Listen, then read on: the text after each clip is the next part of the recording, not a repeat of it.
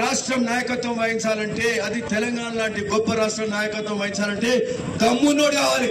దమ్మున్న నాయకుడు ఎవరంటే రేవంత్ రెడ్డి అని సందర్భంగా చెప్తున్నా. 40% బస్ ఛార్జీలు పెంచాలంటే దమ్మున్న నాయకుడు కావాలి. 2 లక్షల రుణమాఫీ కావాలంటే దమ్మున్న ముఖ్యమంత్రి కావాలి.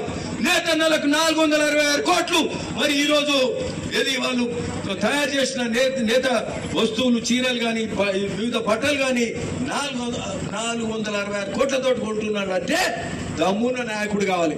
90 కోట్ల థ్రిఫ్ట్ చేస్తుండంటే స్కీము దమ్మున్నోడు కావాలి.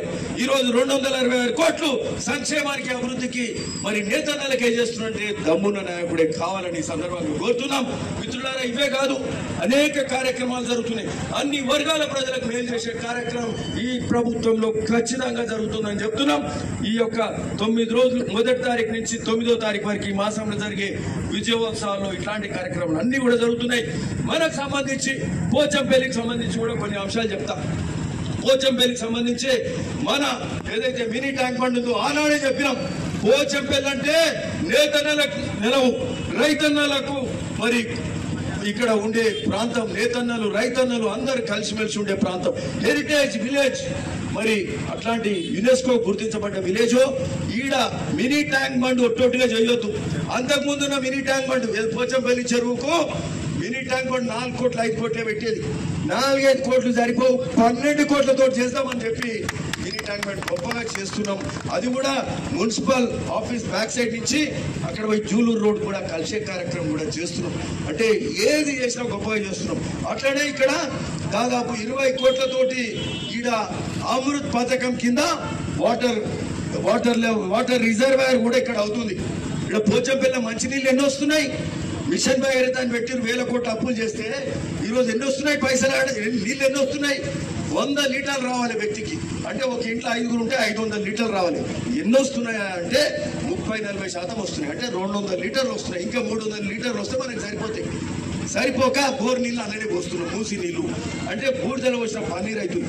ఈ రోజు 210 కోట్లతోటి కొండపోచమ్మ నుంచి 16 కిలోమీటర్ల పైప్ లైన్ ఒక 10 రోజుల కింద యాదగిరి గుట్టలో ఇనాగ్రేషన్ చేసుకున్నాం మనం అని కూడా ఈ సందర్భంగా చెప్తున్నాం. అది అవుతే 2-3 నెలల్లో స్వచ్ఛమైన నీరు మనకు ఈ ప్రాంతంలో, బోర్ నీళ్లు కలపని నీళ్లు కూడా మనకి ఈ ప్రాంతంలో వస్తాయని కూడా చెప్తున్నాం.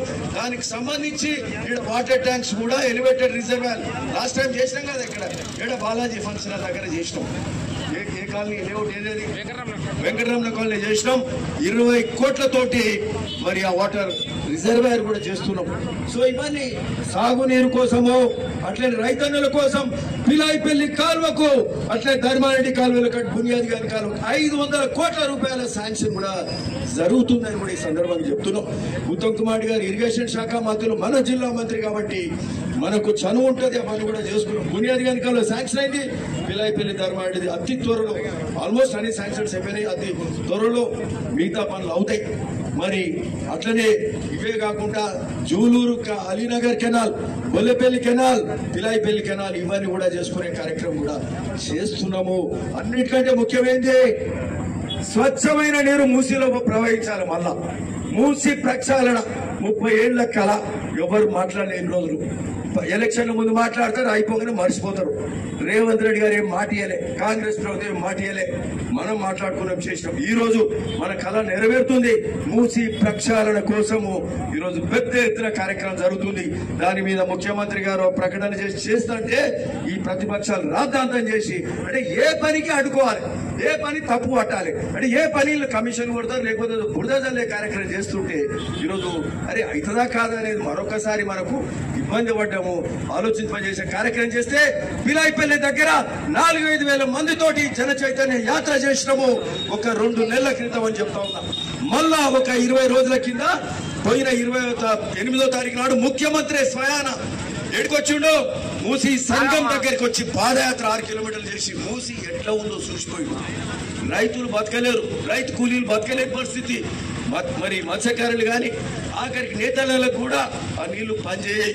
మరి కుమ్మరులు కమ్మరులు అట్లనే రజకులు అందరికీ కుల వృత్తులకు ఇవ్వాలన్నారు కాబట్టి ఖచ్చితంగా చేస్తానని ముఖ్యమంత్రి గారు అక్కడ సంఘం దగ్గరికి వెళ్ళి భీమలింగేశ్వర స్వామి దగ్గర దండం పెట్టుకొని మరి ఆయన ఆ రోజు చెప్పిపోయిండు.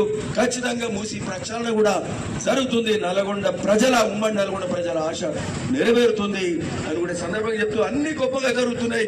ఈరోజు ఈ విజయోత్సవం మరి అట్లే గౌరెల్లి రోడ్డు కూడా అవుతుంది. గౌరెల్లికి వెళ్ళి అటు ఒలిగొండ మీదకి వెళ్ళి తొర్రూరు పోయే రోడ్డు కూడా అవుతుంది.